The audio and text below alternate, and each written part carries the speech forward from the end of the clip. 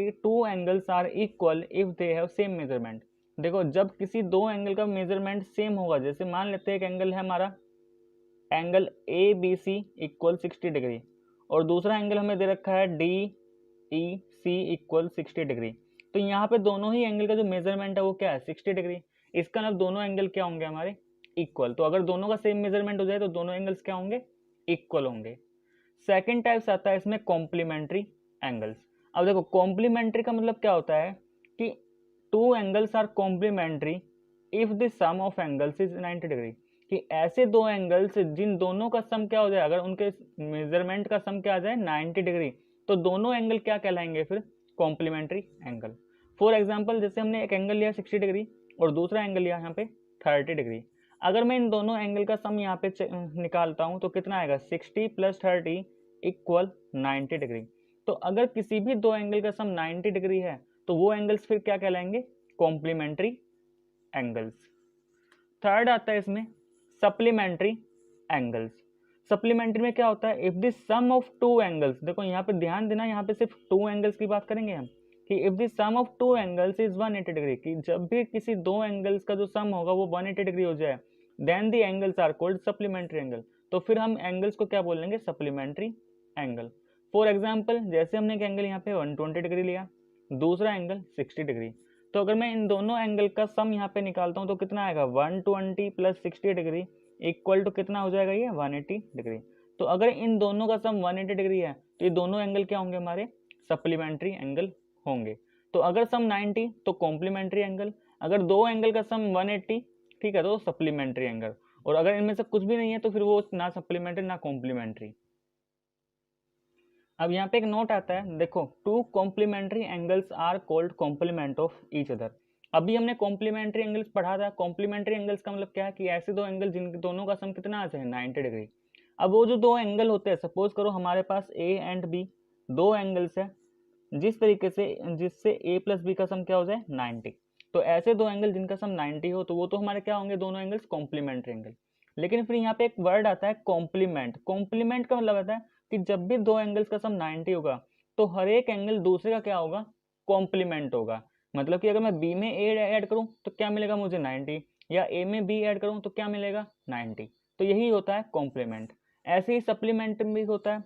तो इसमें क्या है two supplementary angles are called supplement of each other, कि जो हमारे सप्लीमेंट्री एंगल होते हैं वो एक दूसरे का क्या होता है सप्लीमेंट होता है। ठीक है, अब देखो इसको हम थोड़ा एग्जाम्पल से समझते हैं। जैसे हमारे पास यहाँ पे हमने क्वेश्चन लिया find the supplement of 72 degree. तो इसका मतलब क्या है कि हमें एक ऐसा एंगल निकालना है कि अगर मैं उसको 72 में ऐड कर दूं तो सम क्या बन जाए 180। तो यहाँ पे सप्लीमेंट का मतलब है कि एक ऐसा एंगल हमें बताना है कि अगर उस एंगल को मैं यहाँ पर ऐड करूँ 72 के साथ तो उनका सम क्या बन जाना चाहिए 180। तो मान लेते हैं, देखो यहाँ पे गिवन एंगल तो हमें क्या दे रखा है 72 डिग्री। ठीक है, मान लेते हैं, सॉरी यहाँ पे हमारा सप्लीमेंट आएगा, मान लेते हैं सप्लीमेंट ऑफ एंगल, जो भी हमें गिवन एंगल है उसका जो सप्लीमेंट है वो हमने x मान लिया। अब देखो ये जो सप्लीमेंट यहाँ पे दे रखा है, तो सप्लीमेंट का मतलब क्या होगा कि इन दोनों का जो सम आ जाए वो क्या आना चाहिए 180 डिग्री। तो हमने क्या कर दिया यहाँ पे x + 72 इक्वल टू 180। यहाँ से x निकालेंगे तो 72 आर में ले गए तो x हमारा आ गया 108 डिग्री। तो अगर मैं इस x को 108 डिग्री को 72 के साथ ऐड करता हूँ तो मुझे क्या मिल जाएगा एक सप्लीमेंट्री एंगल मिल जाएगा, मतलब दोनों का सम क्या आ जाएगा 180 डिग्री। तो ये था हमारा सप्लीमेंट। ऐसे ही एक और क्वेश्चन लिया हमने यहाँ पे find the complement of 60 degree. देखो कॉम्प्लीमेंट का मतलब क्या है कि एक ऐसा एंगल निकालना है कि अगर मैं इस एंगल को जो भी कॉम्प्लीमेंट आएगा इसको 60 के साथ करूं तो सम क्या आ जाए, सम आ जाए हमारा 90। तो लेट कर लिया, लेट जो कॉम्प्लीमेंट एंगल है वो हमने x मान लिया। अब देखो अगर हम x को गिवन एंगल में ऐड करेंगे तो क्या आना चाहिए 90 डिग्री। तो यहाँ से हम सिंप्लीफाई करेंगे x क्या आ जाएगा हमारे पास 30 डिग्री। तो 60 का कॉम्प्लीमेंट क्या होगा यहाँ पे 30। ऐसे ही अगर यहाँ पे 30 हो तो 30 का कॉम्प्लीमेंट क्या आता है फिर 60। तो मतलब कि जब भी दो एंगल्स का सम 90 आएगा तो दोनों एक दूसरे का क्या होगा कॉम्प्लीमेंट होगा, और जब भी किसी दो एंगल का सम 180 है तो दोनों एक दूसरे क्या होंगे सप्लीमेंट होंगे। नेक्स्ट टाइप आता है हमारा एडजेसेंट एंगल्स। देखो एडजेसेंट एंगल्स का मतलब क्या है two angles are adjacent if, दो एंगल्स को हम एडजेसेंट कब बोलेंगे, तो जो एडजेसेंट ये प्रॉपर्टी है केवल दो एंगल्स के लिए ही डिफाइन करेंगे कि टू एंगल्स हमारे एडजेसेंट होंगे कब, पहली कंडीशन ये है कि दे हैव कॉमन वर्टेक्स। अब वर्टेक्स हमने पढ़ा था एंगल का क्या होता है कि जिस भी कॉमन पॉइंट से दो रेज निकलते हैं वो वर्टेक्स होता है, कि दो एंगल्स हमारे एडजेसेंट होंगे। पहली कंडीशन होनी चाहिए कि उनका जो कॉमन वर्टेक्स है उन दोनों एंगल में क्या होना चाहिए, कॉमन वर्टेक्स होना चाहिए। सेकंड प्रॉपर्टी ये है कि दे हैव कॉमन आर्म, उनका एक आर्म कॉमन होना चाहिए। एंड थर्ड प्रॉपर्टी क्या है यहाँ पे, थर्ड जो यहाँ पे हमारा है condition, their non common arm are on different sides of the common arm. अब देखो इसको हम एग्जाम्पल के हेल्प से समझते हैं। यहाँ पे हमें एक ये फिगर गिवन है, इस फिगर में अगर ध्यान से देखा जाए तो ए बी डी एक एंगल है, ये हमारा एक एंगल है, और डी बी सी ये हमारा दूसरा एंगल है। अब हमें ये शो करना है, ये चेक करना है कि जो ए बी डी एंगल है और जो डी बी सी एंगल है, क्या ये एंगल हमारे एडजेसेंट है या नहीं। तो हम किस किस एंगल में चेक करेंगे, in angle A B D and angle D B C. ठीक है, तो देखो सबसे पहले इनका वर्टेक्स चेक करते हैं। ए बी डी का जो वर्टेक्स है वो क्या होगा, बी होगा। इसी तरीके से अगर मैं डी बी सी का वर्टेक्स चेक करता हूँ तो वर्टेक्स क्या है, बी। तो दोनों का जो कॉमन वर्टेक्स है वो क्या है, बी। तो पहली कंडीशन तो यही थी, दे हैव कॉमन वर्टेक्स। इसका मतलब इन दोनों एंगल का जो पहली कंडीशन है वो तो सेटिस्फाई हो गई। अब सेकंड कंडीशन देखते हैं, कॉमन आर्म। देखो जो ए बी डी की आर्म है, अगर मैं एंगल ए बी डी की आर्म लिखता हूँ तो इसकी जो आर्म है क्या होगी, एक तो ए बी होगी, ठीक है, और दूसरा क्या होगा इसमें, बी डी। यानी कि इसकी arm A B and B D, या ये करूँ अगर मैं इसको बोलूँ बी ए, इसकी जो आर्म है ए बी डी की, B A and B D. और अगर मैं एंगल डी बी सी की बात करता हूँ तो इसका आर्म क्या होगा, B D and B C. तो देखो ये जो बी डी और बी डी है ये दोनों एंगल का आर्म है। इसका मतलब इन दोनों एंगल में ए बी डी में और डी बी सी में कॉमन आर्म क्या है, ये जो बी डी है ये दोनों एंगल में कॉमन आ रहा है। तो यहाँ पे कॉमन आर्म भी हो गया। तो सेकंड कंडीशन हमारा यही था कि दोनों एंगल में क्या होना चाहिए, कॉमन आर्म। अब थर्ड कंडीशन थी हमारी, their non common arm are on different sides of the common arm. इसका मतलब क्या है कि यहाँ पे नॉन कॉमन आर्म की बात हो रही है। तो सबसे पहली बात तो इन दोनों एंगल में नॉन कॉमन आर्म कौन कौन सी होगी, B A and B C. देखो B A and B C क्या है, नॉन कॉमन। ये जो बी है ये केवल एंगल ए बी डी में आ रहा है, और ये जो बी सी आर्म है ये केवल डी बी सी के अंदर आ रहा है। तो ये क्या हुआ, नॉन कॉमन आर्म। तो थर्ड कंडीशन ये है कि जो नॉन कॉमन आर्म है ये हमारा इस कॉमन के दोनों तरफ होना चाहिए। मतलब इस कॉमन के एक लेफ्ट साइड में भी है और जो कॉमन आर्म है राइट साइड में। ऐसा नहीं कि दोनों आर्म एक ही तरफ आ जाए, कि सपोज करो ये जो बीसी आर्म है ये इधर आ जाती, तो उस केस में ये हमारा एडजेसेंट एंगल्स नहीं होता। तो अभी क्या है, जो नॉन कॉमन आर्म है वो इस कॉमन आर्म के दोनों तरफ है, दोनों साइड है। तो ये थर्ड कंडीशन भी हमारी सेटिस्फाई हो गई। और जब ये तीनों ही कंडीशन सेटिस्फाई हो जाएगी तो फिर हम बोलेंगे जो दो एंगल्स जिसकी हम बात कर रहे हैं वो दोनों एंगल्स क्या होंगे यहाँ पे, एडजेसेंट। तो their non common arm B A and B C lie on different sides of the common arm B D. ठीक है, ये भी सेटिस्फाई हो गया। इसका मतलब क्या हुआ, angle A B D and D B C are adjacent angles. तो इसका मतलब हम बोलेंगे जो एंगल ए बी डी और डी बी सी है वो क्या हमारे एडजेसेंट एंगल्स हैं। ठीक, तो ये था हमारा एडजेसेंट एंगल्स। इसका मतलब एडजेसेंट एंगल्स के लिए मेन तीन कंडीशन है। पहला, कॉमन वर्टेक्स होना चाहिए, कॉमन आर्म होना चाहिए दोनों एंगल के अंदर, और जो उनका नॉन कॉमन आर्म होगा वो कॉमन के इधर साइड होना चाहिए, दोनों तरफ होना चाहिए। तो यहाँ पे हम एक और क्वेश्चन लेते हैं। ठीक है, अब देखो एक क्वेश्चन यहाँ पे लिया हमने,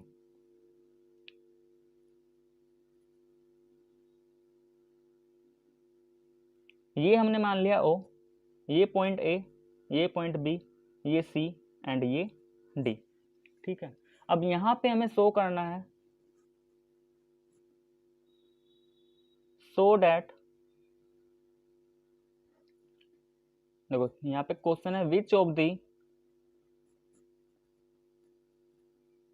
फॉलोइंग पेयर्स आर एडजेसेंट।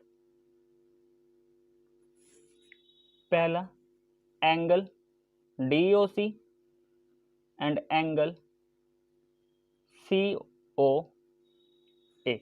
ठीक है, सेकंड पेयर है यहाँ पे angle DOC and angle BOA। तो यहाँ पर देखो हमें दो पार्ट दिए हैं मैंने आपको, DOC और COA। तो हमें बताना है कि क्या DOC एंड COA दोनों एडजेसेंट एंगल है या नहीं। इसी तरीके से आपको बताना है क्या एंगल DOC एंड BOA ये हमारे एडजेसेंट एंगल्स होंगे या नहीं। तो स्टूडेंट्स ये आपका होमवर्क है तो इस क्वेश्चन का आंसर आप कमेंट करके जरूर बताएं मुझे, ठीक है। बाकी अगर नहीं होगा तो मैं आपको बाद में डिस्कस कर दूंगा। अब आगे बढ़ते हैं इसमें एडजेसेंट एंगल के बाद। तो नेक्स्ट एक और क्वेश्चन हम लेते हैं। यहाँ पे शो करना है, ये हमें डायग्राम गिवन है और यहाँ पे पूछ रहा है angle D A B and A B C are adjacent और नॉट, कि जो दोनों एंगल है एंगल डी ए बी, ठीक है, angle D A B and angle A B C, ये हमारे एडजेसेंट है या नहीं। तो देखो सबसे पहले हम ये देखते हैं इनमें कॉमन वर्टेक्स होगा या नहीं। तो अगर ध्यान से देखें जो एंगल डी ए बी है उसका वर्टेक्स क्या है यहाँ पे ए, और जो ये एंगल ए बी सी है इसका वर्टेक्स क्या है बी। तो इसका मतलब यहाँ पे तो इसमें कोई कॉमन वर्टेक्स ही नहीं है। तो ये जो पहली कंडीशन थी हमारी कॉमन वर्टेक्स, वही यहाँ पे सेटिस्फाई नहीं हो रही।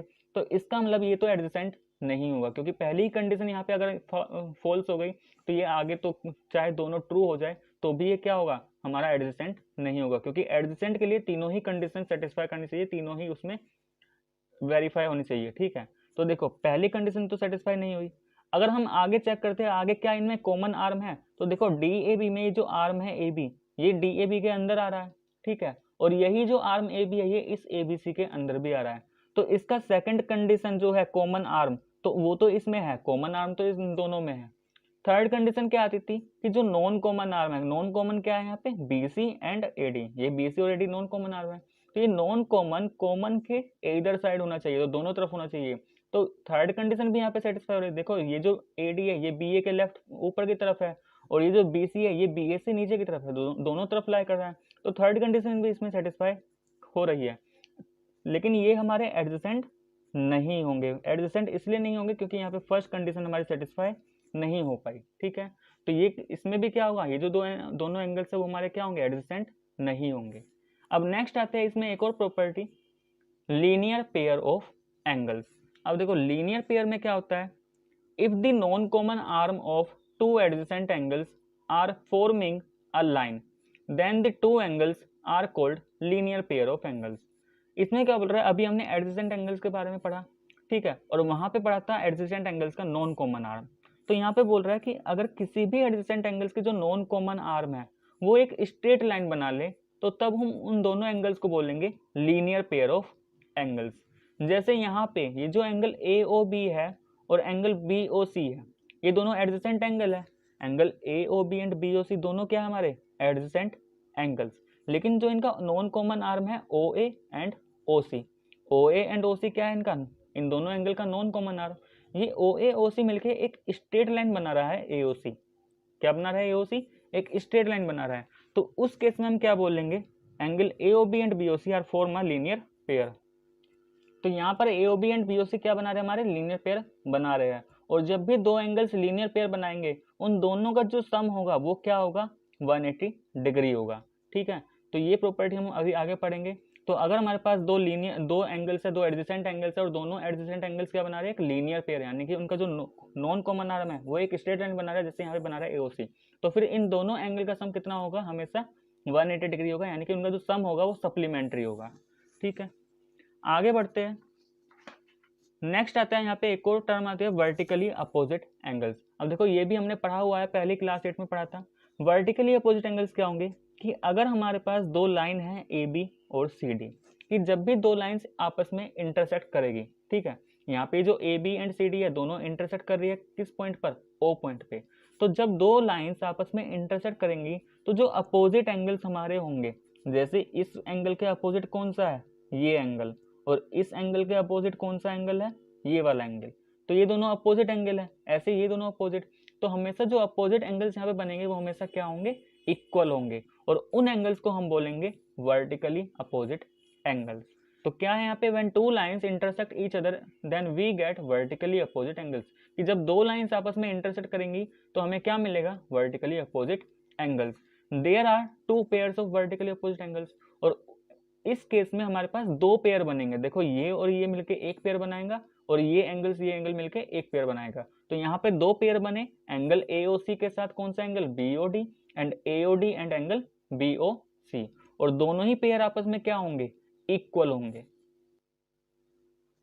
नेक्स्ट आता है यहाँ पे लीनियर पेयर एक्सियोम।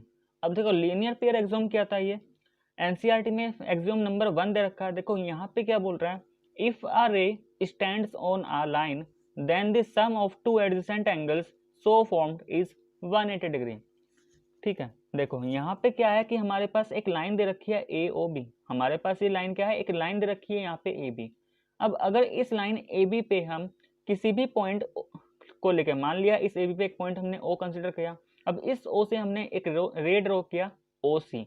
तो यहाँ पे बोल रहा है कि जब भी किसी लाइन पर एक रे स्टैंड करेगा, ठीक है, तो जो दो एंगल्स बनेंगे, अब देखो यहाँ पे जब हमने ए बी के ऊपर एक रे लिया ओ सी, तो हमें दो एंगल्स मिले ए ओ सी और दूसरा एंगल बी ओ सी। दोनों ही एंगल्स क्या होंगे, एडजेसेंट होंगे, अभी हमने पढ़ा था। ठीक है, तो जब जो भी दो एंगल्स बनेंगे एडजेसेंट, उन दोनों का सम हमेशा क्या होगा, 180 डिग्री होगा। तो यही है हमारा क्या, लीनियर पेयर एक्सियोम। इसका मतलब angle A O C plus angle B O C क्या होगा, 180 डिग्री। और अभी हमने क्या पढ़ा था, लीनियर पेयर ऑफ एंगल्स। तो ये लीनियर पेयर ऑफ एंगल्स और लीनियर पेयर एक्सियोम एक ही बात है, तो यही है। ठीक है, इसी के अंदर एक और इसमें आता है नेक्स्ट एक्सियोम नंबर 6.2, ये भी एनसीईआरटी में गिवन है।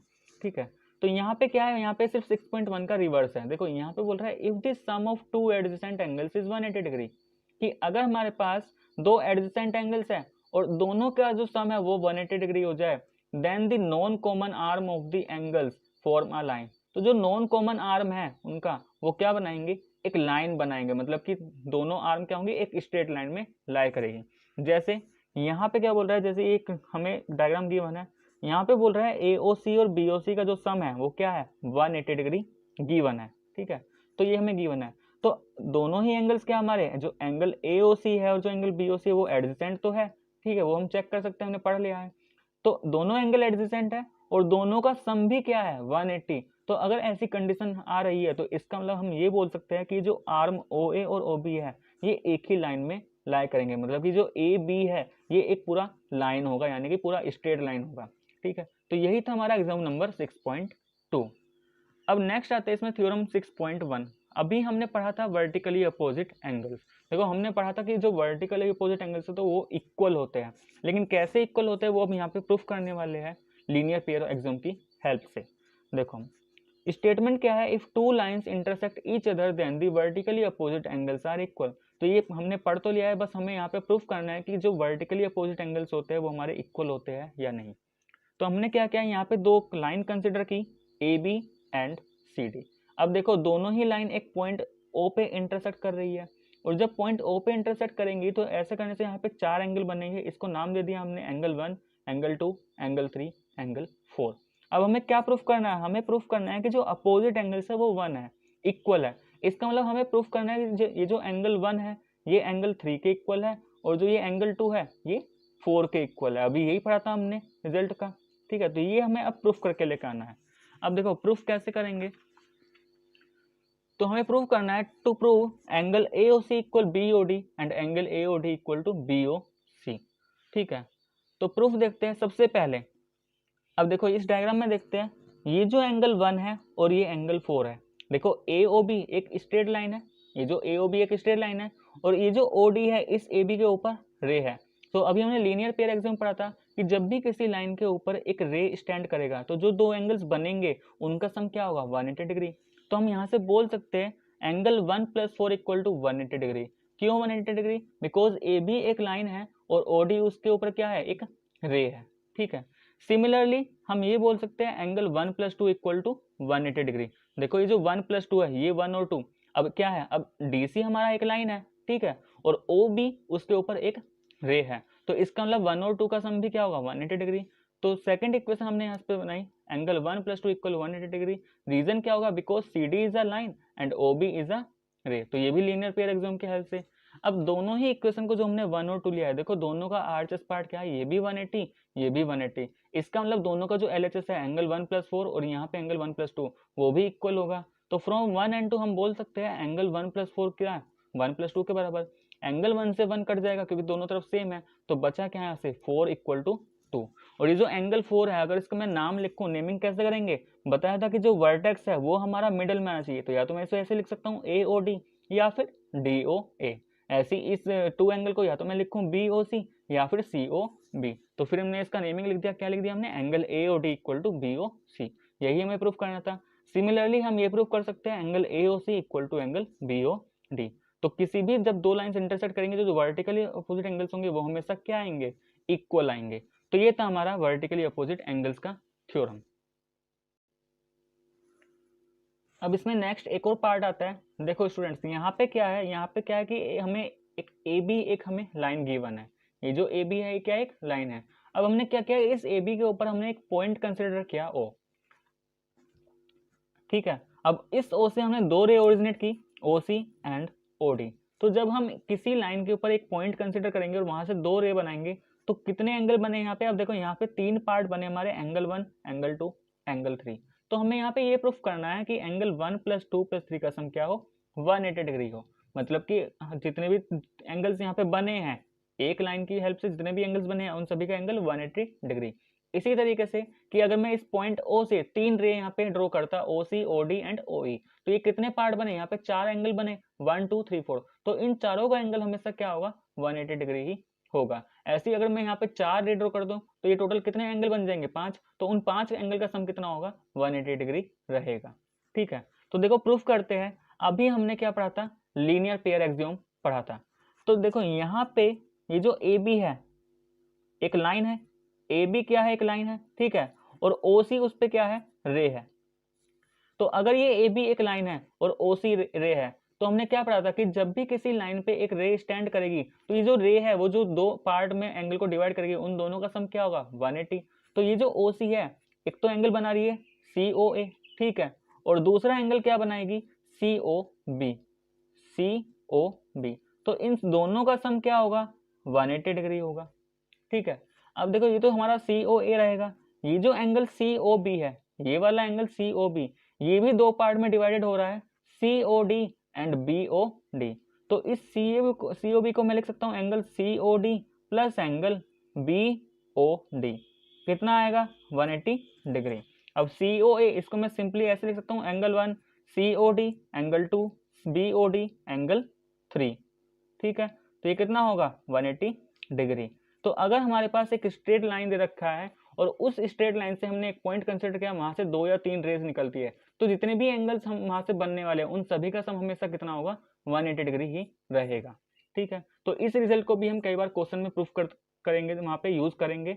तो यहाँ तक हमने स्टूडेंट्स इंट्रोडक्शन पार्ट पूरा कर लिया है। बाकी नेक्स्ट वीडियो में मैं आपको एनसीईआरटी के एग्जाम्पल प्लस कुछ क्वेश्चन कराने वाला हूँ, एनसीईआरटी के एक्सरसाइज। तो स्टूडेंट्स अगर आपको मेरा वीडियो पसंद आया हो तो प्लीज़ लाइक करें, शेयर करें और कमेंट करके ज़रूर बताएं।